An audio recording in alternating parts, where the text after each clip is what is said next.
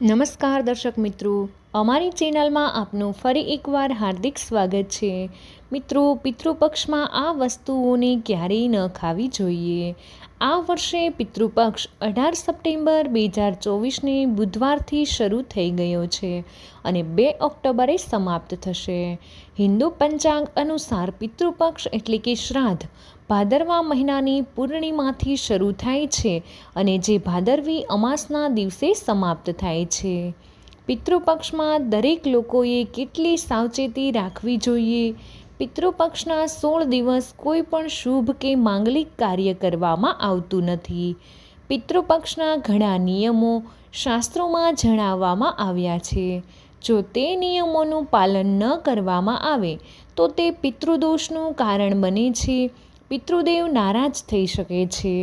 પિતૃપક્ષ દરમિયાન શુભ અને માંગલિક કાર્ય કરવાની સાથે સાથે કેટલી એવી વસ્તુઓ પણ છે જે પિતૃપક્ષ દરમિયાન ભૂલથી પણ આપણે ન ખાવી જોઈએ. પિતૃપક્ષ પૂર્વજોને સમર્પિત છે, તેથી આ સમયે ભોજનનું વિશેષ મહત્ત્વ છે. આ દરમિયાન પિતૃઓ માટે ભોજન અલગથી કાઢવામાં આવે છે. બ્રાહ્મણોને ભોજન ખવડાવવામાં આવે છે, પરંતુ શાસ્ત્રોમાં કેટલી એવી વસ્તુઓનો ઉલ્લેખ છે જે પિતૃપક્ષ દરમિયાન ભૂલથી પણ ન ખાવી જોઈએ. કેટલી એવી વસ્તુઓ છે જેનું પિતૃપક્ષ દરમિયાન સેવન ન કરવું જોઈએ અને ન તો આ વસ્તુઓ પિતૃઓ કે બ્રાહ્મણોને અર્પણ કરવી જોઈએ. તો ચાલો જાણીએ કે પિતૃપક્ષ દરમિયાન એવી કઈ વસ્તુઓ છે જેનું સેવન ભૂલથી પણ ન કરવું જોઈએ. એ જાણીએ તે પહેલાં જો તમે પણ તમારા પિતૃદેવના આશીર્વાદ મેળવવા માંગો છો તો કમેન્ટ બોક્સમાં ઓમ નમો પિતૃદેવાય નમઃ જરૂરથી લખી દેજો. વિડીયોને લાઇક કરી અને અમારી ચેનલને જરૂરથી સબસ્ક્રાઈબ કરી દેજો અને વિડીયોને છેલ્લે સુધી જોતા રહેજો. પિતૃપક્ષ દરમિયાન ઘરમાં મસૂરની દાળ ન ખાવી જોઈએ. શાસ્ત્રોમાં તેને વર્જિત માનવામાં આવી છે. પિતૃપક્ષ દરમિયાન મસૂરની દાળ સિવાય કાળું મીઠું અને કાળું જીરું પણ ન ખાવું જોઈએ અને બ્રાહ્મણોના ભોજનમાં આ વસ્તુઓનો સમાવેશ ન કરવો જોઈએ. પિતૃપક્ષ દરમિયાન ગાયનું દૂધ પીવાનું ટાળવું જોઈએ, ખાસ કરીને તે ગાય જેને તાજેતરમાં વાછરડાને જન્મ આપ્યો છે. ભૂલથી પણ આવી ગાયનું દૂધનું સેવન ન કરો. પિતૃપક્ષ દરમિયાન ખીર ચોક્કસપણે તૈયાર કરવામાં આવે છે અને પૂર્વજો અને બ્રાહ્મણોને ખીર અર્પણ કરવામાં આવે છે. એટલા માટે પિતૃપક્ષ દરમિયાન તમે દૂધમાંથી ખીર બનાવી શકો છો અને તેને અર્પણ કરી શકો છો અને તેને પ્રસાદ તરીકે સ્વીકારી શકો છો. પરંતુ ખાલી દૂધનું સેવન ન કરો, એટલે કે દૂધનું સીધું સેવન ન કરો.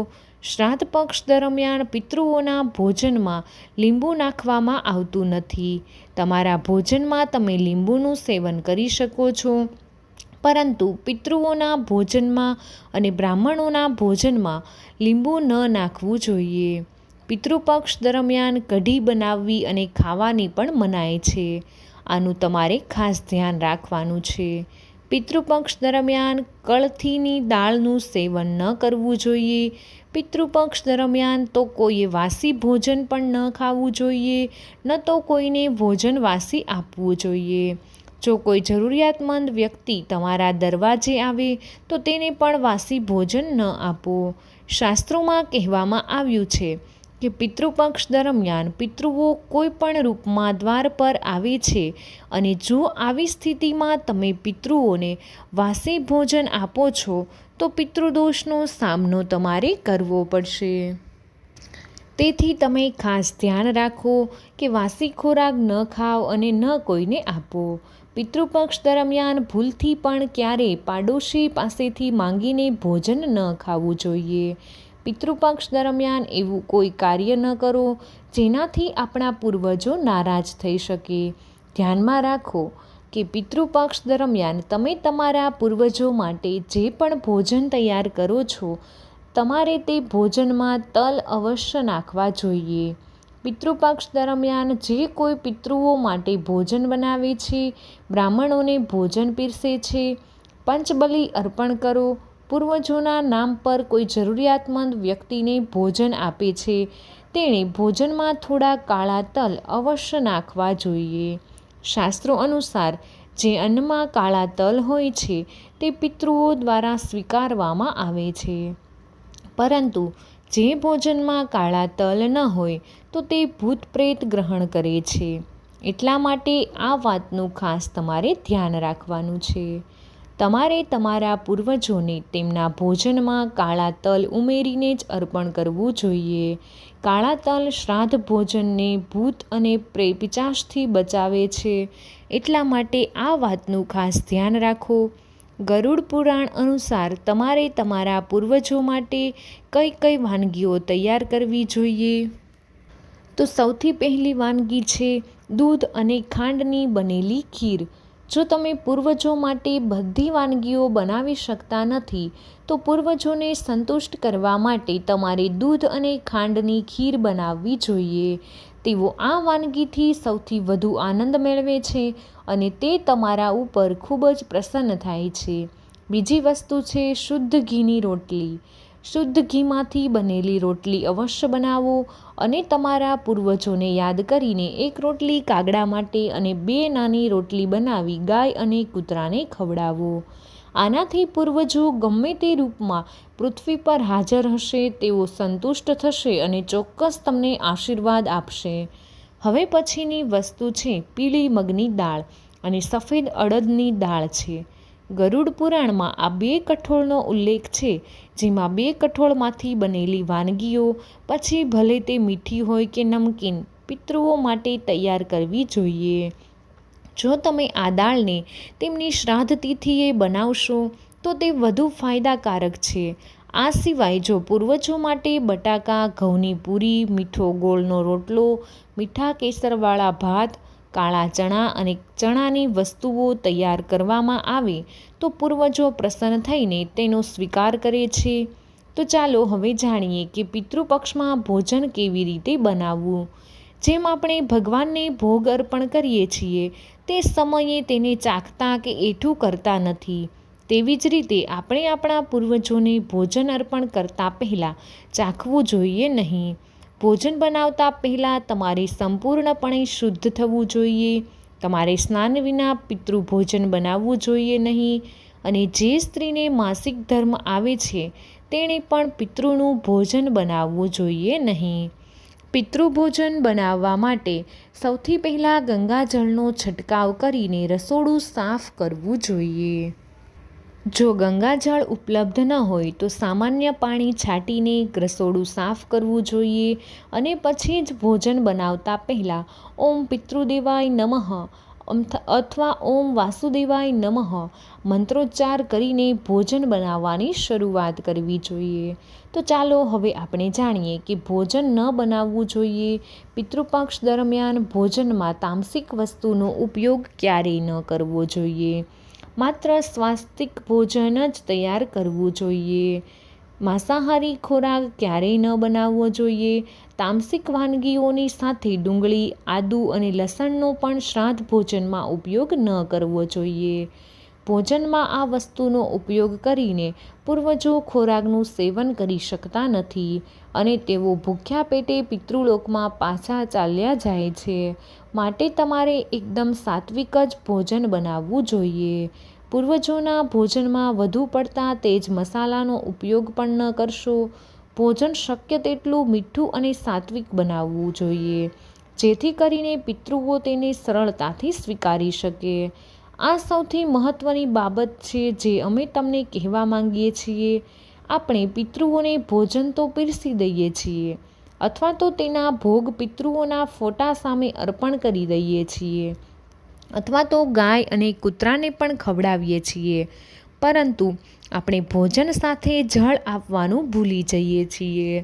સૌથી મહત્ત્વની બાબત એ છે કે પાણી અર્પણ કરવું જોઈએ. પિતૃપક્ષ દરમિયાન જળ અર્પણ કરો, જેથી કરીને પૂર્વજો તરસ્યા પિતૃલોકમાં ન જાય. આ રીતે તમે તમારા પૂર્વજોને ભોજન ખવડાવો છો તો સંતુષ્ટ કરી શકો છો. પિતૃપક્ષના આ 16 દિવસે કોઈને પણ આ વસ્તુ ઉધારમાં ન આપવી જોઈએ, ન તો કોઈ પાસેથી આ વસ્તુઓ તમારે માંગવી જોઈએ, નહીંતર તમારા પરિવારમાં ગરીબી આવશે. તમારા પૂર્વજો તમારા ઘરનો ત્યાગ કરી શકે છે. પિતૃપક્ષ દરમિયાન કોઈ વ્યક્તિ કોઈને ઉધાર આપે છે તો કોઈ પાસેથી વસ્તુ લે છે તો તેના જીવનમાં દરિદ્રતા આવી જાય છે. એટલા માટે પિતૃપક્ષના દિવસોમાં આવું ક્યારેય ન કરવું જોઈએ. ભારતમાં દાન પુણ્ય કરવાની પરંપરા ચાલી જ રહી છે. દરેક વ્યક્તિ દાન કરીને પિતૃપક્ષનો લાભ લે છે અને તેમના આશીર્વાદ મેળવે છે. પરંતુ ખાસ કરીને પિતૃપક્ષ દરમિયાન તમારે ન તો આ 2 પ્રકારના કપડાં ખરીદવા જોઈએ, ન તો કોઈને આપવા જોઈએ. તે છે કાળા અને સફેદ કપડાં. પિતૃપક્ષ દરમિયાન સફેદ વસ્ત્રોનું દાન કરવાથી આપણા પિતૃઓ પ્રસન્ન થાય છે અને પિતૃદોષ ઓછા થાય છે. તેવું માનવામાં આવે છે કે જો તમે પિતૃપક્ષ દરમિયાન કાળા કપડાનું દાન કરો છો તો તમારા પૂર્વજો દ્વારા શ્રાપ મળે છે અને તેની અસર તમારા જીવન પર પડે છે. ખાસ કરીને કાળા કપડાં ક્યારેય કોઈને દાનમાં ન આપવા જોઈએ.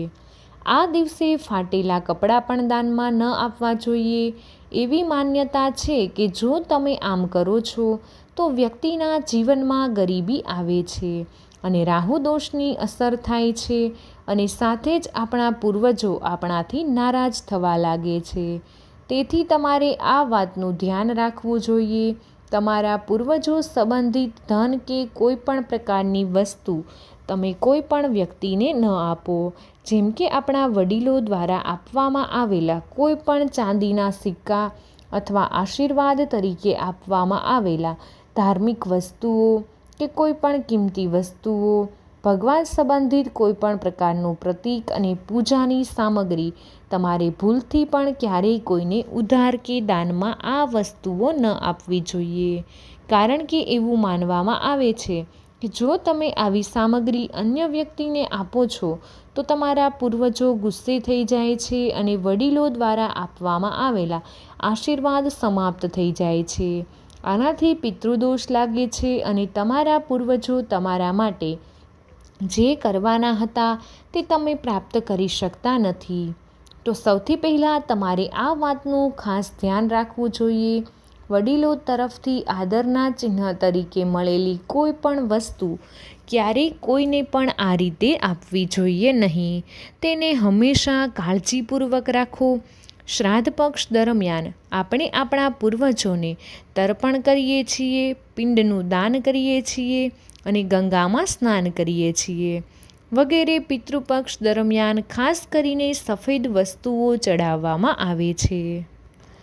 આ વાતનું ધ્યાન રાખો કે પિતૃપક્ષના દિવસે આપણા પૂર્વજોને અર્પણ કરવા સિવાય જો કોઈ તમારી પાસે વહેલી સવારે દૂધ, દહીં કે છાશ માંગવા આવે અથવા સાંજે પૈસા ઉધાર લેવા આવે તો ભૂલથી પણ તમારે ન આપવા જોઈએ.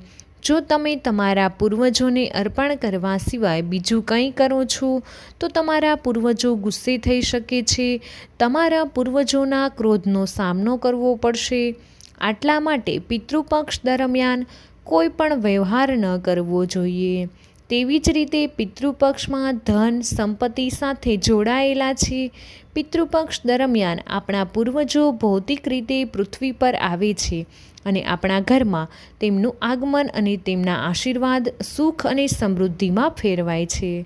જો તમે ધન અને સમૃદ્ધિ પ્રાપ્ત કરવા માંગો છો તો તમારે ધ્યાનમાં રાખવું જોઈએ કે પિતૃપક્ષ દરમિયાન જો કોઈ વ્યક્તિ તમારી પાસે ભૂલથી પૈસા ઉધાર લેવા આવે છે તો તેને પૈસા ઉધાર ન આપવા જોઈએ.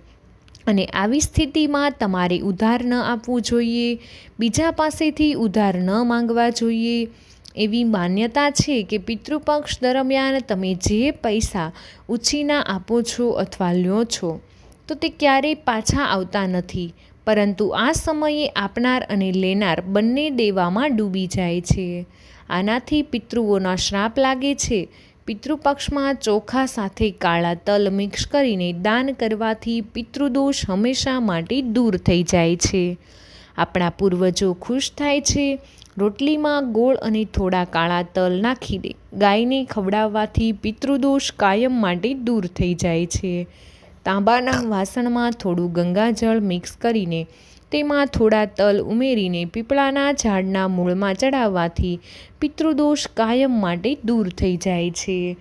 જો તમે કોઈને ભેટ આપવા માંગતા હોય અથવા ભેટ તરીકે કંઈ વસ્તુ આપવા માંગતા હોય તો ખાસ કરીને પિતૃપક્ષ દરમિયાન તમારે તમારી પહેરેલી ઘડિયાળ અથવા તો બજારમાંથી ખરીદેલી નવી ઘડિયાળ કોઈને આપવી નહીં, કારણ કે દરેક વ્યક્તિનો સારો અને ખરાબ સમય ચાલતો રહે છે. તમારે કોઈની પાસેથી ઘડિયાળ ન લેવી જોઈએ. જો કોઈનો સમય સારો છે અથવા તમે પણ સારો સમય પસાર કરી રહ્યા છો, જો તમે તમારો સમય બીજાને આપો છો તો આવનારા સમયમાં તમને સારા પરિણામો જોવા નહીં મળે.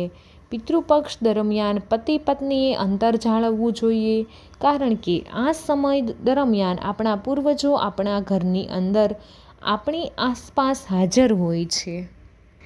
અને જો તમે આમ કરશો તો આપણા પૂર્વજો ગુસ્સે થઈને ચાલ્યા જશે. સ્ત્રીઓની એવી આદત હોય છે કે જ્યારે રસોડામાં કોઈ પણ પ્રકારની ચીજ વસ્તુની અછત હોય ત્યારે તેઓ તેમના પાડોશીના ઘરે જઈને વસ્તુ માંગતા હોય છે. તેના ઘરેથી તેલ, ઘી કે હળદર માંગવા આવે છે. તો આ 3 વસ્તુઓને સૌભાગ્યનું પ્રતીક માનવામાં આવે છે. ખાસ કરીને પિતૃપક્ષ દરમિયાન જે ઘરમાં આ વસ્તુ હોય છે ત્યાં સુખ સમૃદ્ધિ રહે છે. તેથી પિતૃપક્ષ દરમિયાન તમારે ભૂલથી પણ તમારા ઘરમાંથી આવી કોઈ વસ્તુ ઉધાર આપવી નહીં અને લેવી નહીં. જો તમે આ ભૂલ કરશો તો તમારા પરિવાર પર દુઃખદ પરિણામ આવી શકે છે. તમારા ઘરની સુખ સમૃદ્ધિ બીજાના ઘરે જાય છે. જો કોઈ વ્યક્તિ પિતૃપક્ષ દરમિયાન દરરોજ મીઠાનું દાન કરે તો તેના આશીર્વાદ વિશેષ બની જાય છે. તેમના પૂર્વજોના આશીર્વાદ હંમેશા તેમના પર વરસતા રહે છે. તમારે દરેક સંજોગોમાં પિતૃપક્ષ દરમિયાન મીઠાનું દાન કરવું જોઈએ. મીઠાનું દાન ગુપ્તદાન માનવામાં આવે છે. જો તમે સુખ સમૃદ્ધિ ઈચ્છતા હોય, તમારા પૂર્વજોના આશીર્વાદ ઈચ્છતા હોય તો પિતૃપક્ષ દરમિયાન મીઠાનું દાન કરવાનું ભૂલશો નહીં. મીઠાનું દાન કરવું સર્વશ્રેષ્ઠ અને શુભ માનવામાં આવ્યું છે. જો વિડીયો તમને પસંદ આવ્યો હોય તો વિડીયોને એક લાઈક કરી દેજો, અને અમારી ચેનલ પર પહેલીવાર આવ્યા હોય તો ચેનલને જરૂરથી સબસ્ક્રાઈબ કરી દેજો, અને કમેન્ટ બોક્સમાં હર હર મહાદેવ અને ઓમ પિતૃદેવાય નમઃ લખી દેજો, અને ચેનલને સબસ્ક્રાઈબ કરવાનું ભૂલશો નહીં. વિડીયોને તમારા બધા જ મિત્રો સાથે શેર કરી દેજો.